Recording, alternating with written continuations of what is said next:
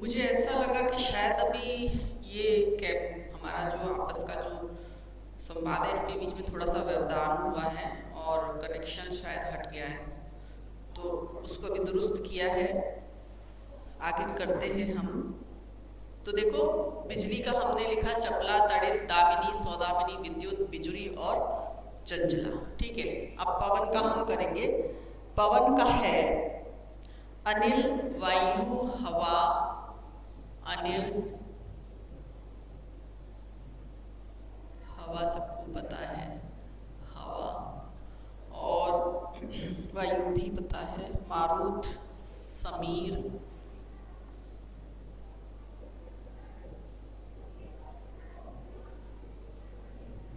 समीर। और प्रभात, बहुमान।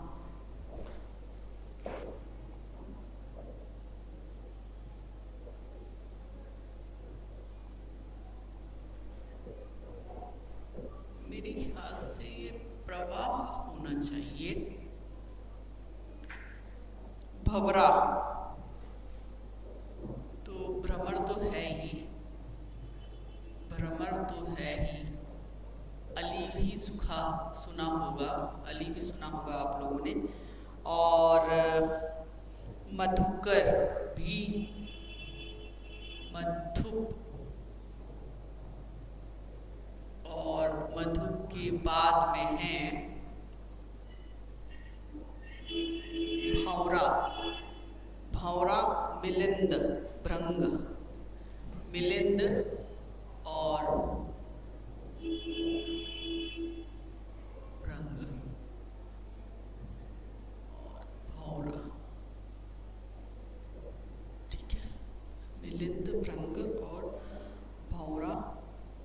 शिलीमुख एक है,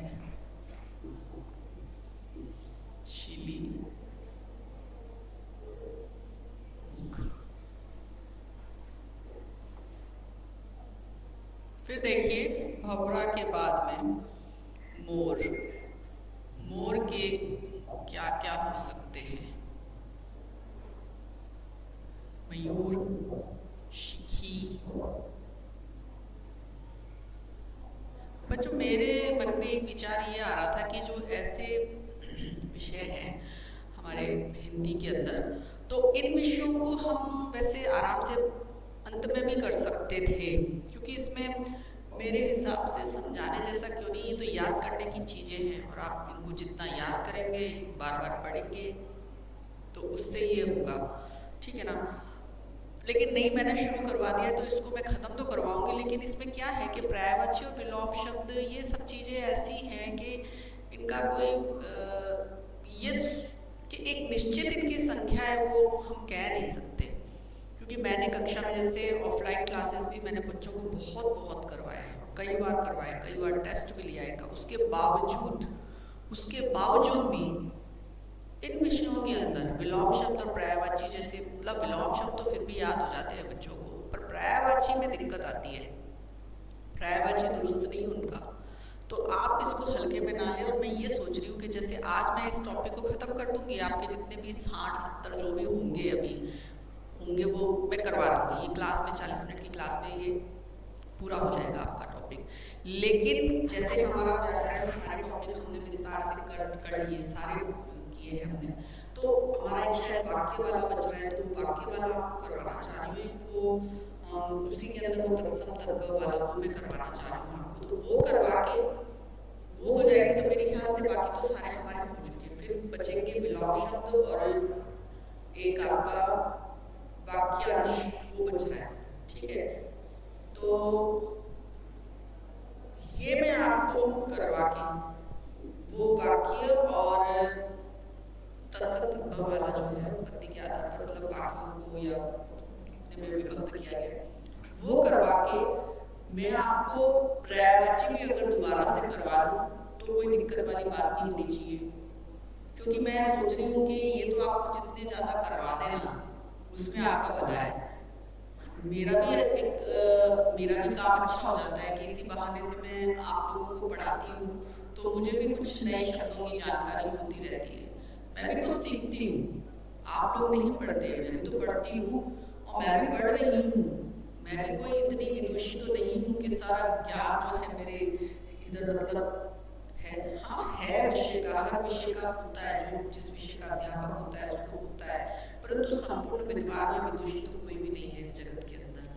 तो इसलिए किसी को भी इस बात का घमंड भी नहीं करना चाहिए, अभिमान भी नहीं करना चाहिए कि भाई उसे बहुत कुछ आता है, उसे सब कुछ आता है, क्योंकि मेरे हिसाब से तो जिनको सब कुछ आता है ना उनको भी कहीं ना कहीं बहुत कुछ नहीं भी आता है। ठीक है, तो मैं यही सोच रही हूँ कि आज जितना होगा इसको हम ख़त्म कर देंगे, लेकिन आप इसको समाप्त मत मानिएगा। अगर वो टॉपिक करवाने के बाद में अगर क्लासेस चलती रहती हैं तो फिर हम इसको और भी नए नए जो शब्द हैं उनके लिए हम ज़रूर आपको मैं बिल्कुल करवाऊँगी। मेरी इच्छा है, ये बहुत ज़्यादा मेरी मतलब पर्यायवाची और विलोम शब्द के अंदर आपको करवाने की इच्छा है, तो वो मैं ज़रूर करवाऊँगी। तो देखिए मोर का, देखिए मयूर हो गया और शिखी हो गया, है ना। मेह प्रिय और सारंग, मेह प्रिय और सारंग।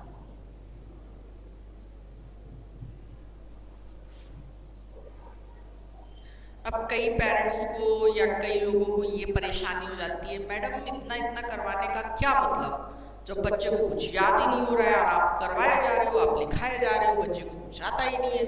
तो मेरा उसमें कोई वो, मेरा ये मानना है कि अगर हम ये सोच के अगर आज हम इनको लिखवाना बंद कर दें या बताना बंद कर दें कि भाई इस शब्द को ये भी कहा जाता है, केवल मैं आपके एक फॉर्मेलिटी कर दूं कि 3 पर्यायवाची में लिखवा दूं आपको, ठीक है, 3 पर्यायवाची लिखवा दूं और 3 भी कौन से जो आप सुनते आ रहे हैं। तो आपने नया शब्द क्या सीखा है बताओ मुझे, आपने नया शब्द क्या सीखा? इनमें से क्या हमको सारे याद है, क्या कंठस्थ है, क्या नहीं होते, नहीं पता होता।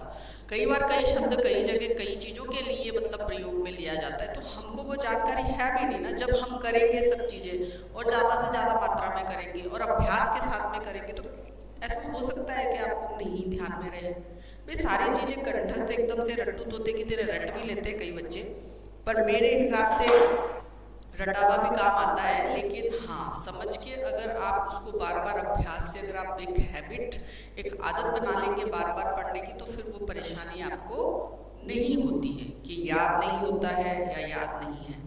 तो मैं तो यही कहना चाहूँगी कि जितने नए शब्द आपको सिखा सकती हूँ मैं सिखाऊंगी, आप लोगों को लिखवाऊंगी, ठीक है।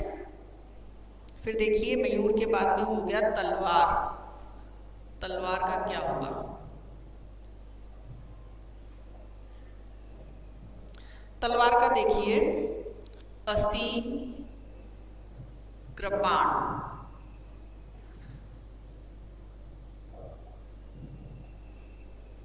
असी कृपाण करवाल,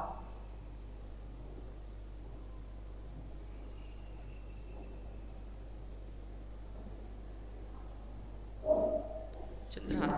और एक बात और कहना चाहूँगी कि अगर कभी मुझसे भी त्रुटि हो जाती है लिखने में या कहीं कोई शब्द में गलती लिख देती हूँ या कुछ अशुद्धि हो जाती है, तो बिल्कुल आप लोग बताइए, उसके लिए आप स्वतंत्र हैं और आपको बताना भी चाहिए कि मैडम आपने यहाँ पे गलत लिख दिया है, आपने यहाँ पर ये अशुद्धि कर दी है।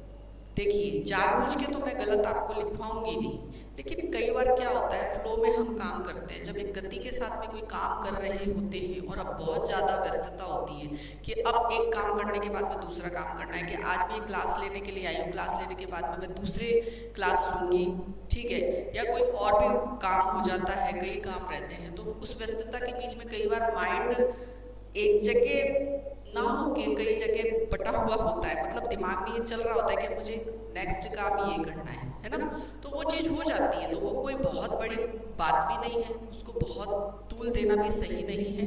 तो अगर ऐसा हो जाता है तो आप बिल्कुल बता सकते हैं, तो उसमें हम सुधार कर देंगे, उसको सही कर देंगे और करवा देंगे, ठीक है ना। तो असी कृपाण करवाल चंद्रहास खड़ग ऋषिक।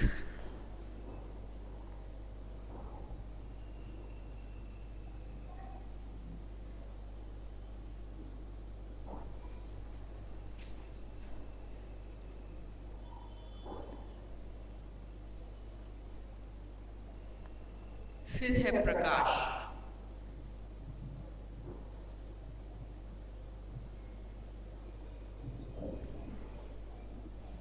रोशनी, उजाला,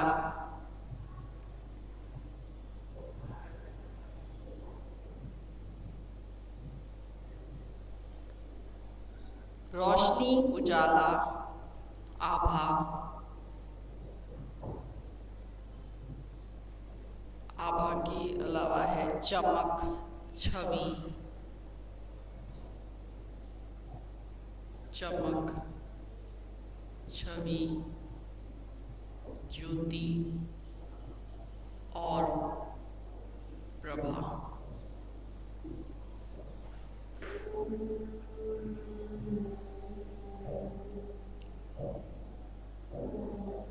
वन, जंगल, अरण्य, कानन,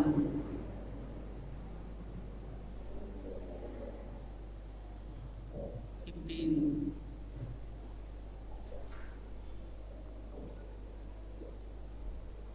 जंगल, अरण्य, कानन, विपिन, कांतार भी बोलते हैं, कांतर, कांतार। फिर है सांप, सर्प, नाग, और क्या बोलते हैं इसको, भुजंग, भुजंग,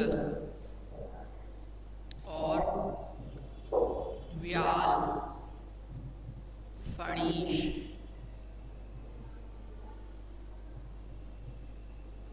फणीश और मणि और पन्नग।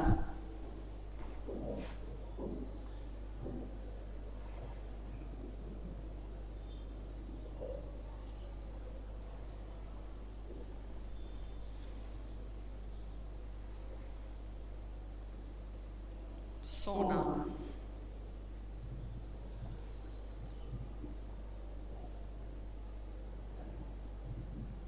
कंचक, कंचन, कनक,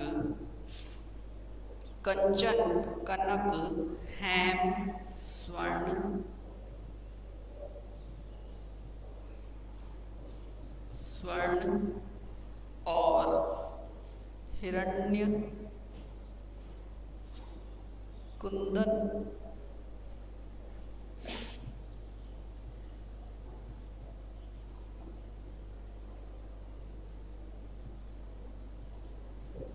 और हिरण्य के अलावा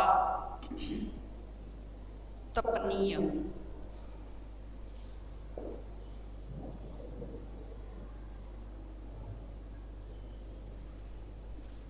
फिर अगला देखिए, अगला है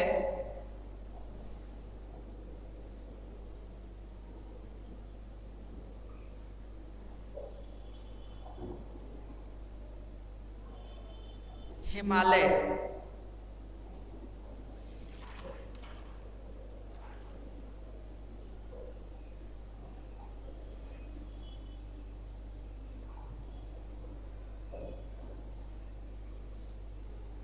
तो हिमालय का हो जाएगा हिमाद्री,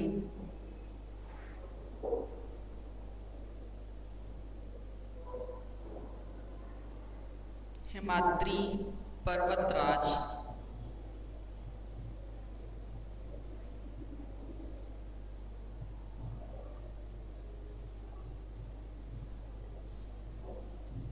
हिमाद्री पर्वतराज, नगराज,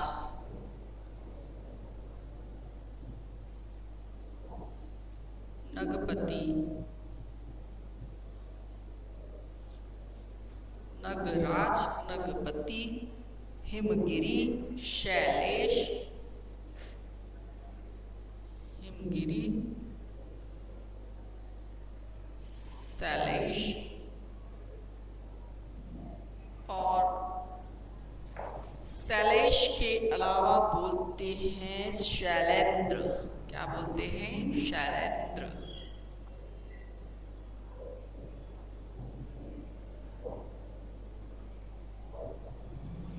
60वां देखिए, 60वां है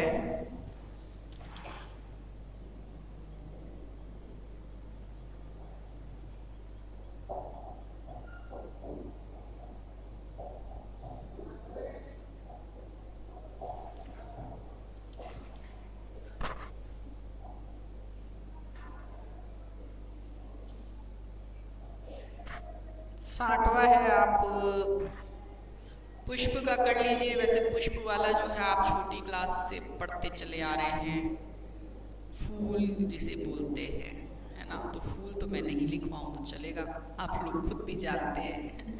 तो सुमन, कुसुम, और क्या होता है, सुमन, कुसुम, प्रसून,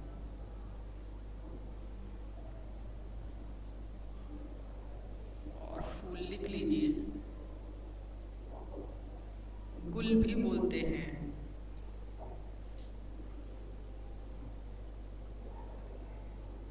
गुल। और क्या बोलते हैं हम फूल को, अगर आप लोगों को पता है तो बिल्कुल दिमाग पे जोर दे के आप बता सकते हैं कि फूल की पर्यायवाची क्या है। फूल के पर्यायवाची जो हैं क्या है।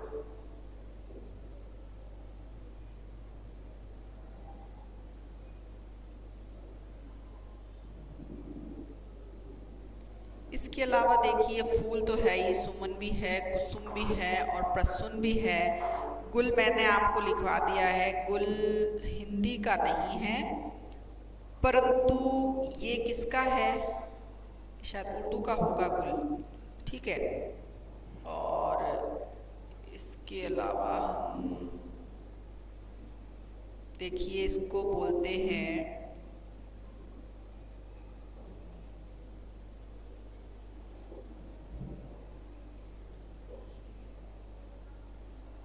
और क्या बोलते हैं हम, फूल तो है ही,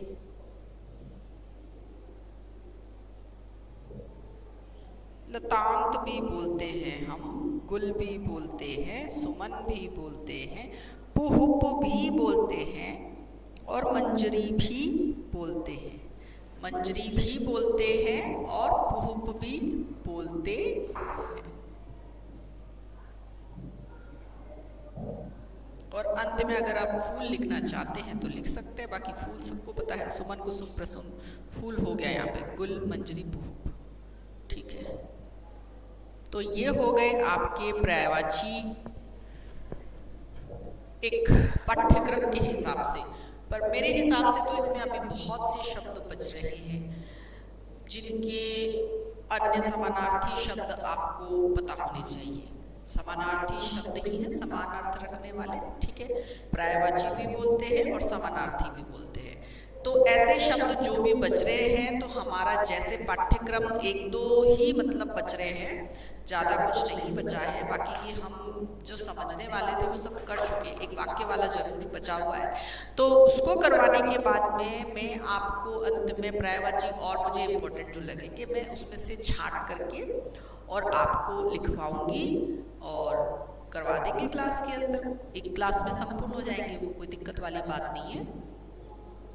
परंतु मैं ये बात आप लोगों को जरूर कहना चाहूँगी कि कभी भी किसी व्यक्ति को या किसी विद्यार्थी को अपने मन में यह भाव नहीं लाना चाहिए कि अगर टीचर ने गलत लिख दिया बोर्ड पे, ठीक है, गलत लिख दिया या गलत बता दिया, तो इसका मतलब ये है कि वो कुछ जानता ही नहीं है। ऐसा तो कभी भी नहीं होता है। देखिए, ये भाव आपके घमंडी होने का जरूर बताता है कि आप ऐसे व्यक्ति हो जिसको ना तो बोलना आता है और ना ही अपनी बात को अच्छे तरीके से दूसरों के सामने रखना आता है।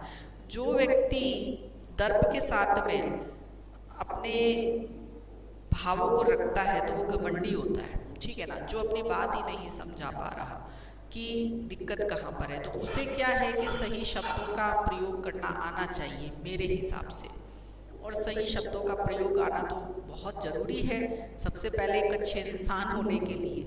और वही अगर क्वालिटी या गुण नहीं है तो फिर कोई मतलब नहीं है, फिर उस व्यक्ति के साथ में बात करने से कोई, मेरे हिसाब से कोई मतलब नहीं है। ठीक है, चलिए छोड़िए इस बात को, शायद ज़्यादा ही मैंने इस विषय पर आज आप लोगों से बात कर ली है। हमारा पर्यायवाची का जो टॉपिक है वो यहीं पर समाप्त करते हैं, और अगली क्लास में हम देखते हैं आपको क्या करवाएंगे। फिर से कहना चाहूँगी PPGN एकेडमी अपने वीडियोस निरंतर डाल रहे हैं यूट्यूब पर, तो ज़्यादा से ज़्यादा आप लोग जो है हमारे चैनल को सब्सक्राइब कीजिए, लाइक कीजिए और शेयर का बटन दबाइए और वीडियोस हमारे पहुंचाने का काम कीजिए। Thank you. आज की क्लास यहीं पर समाप्त होती है। Good day all of you and thank you very much.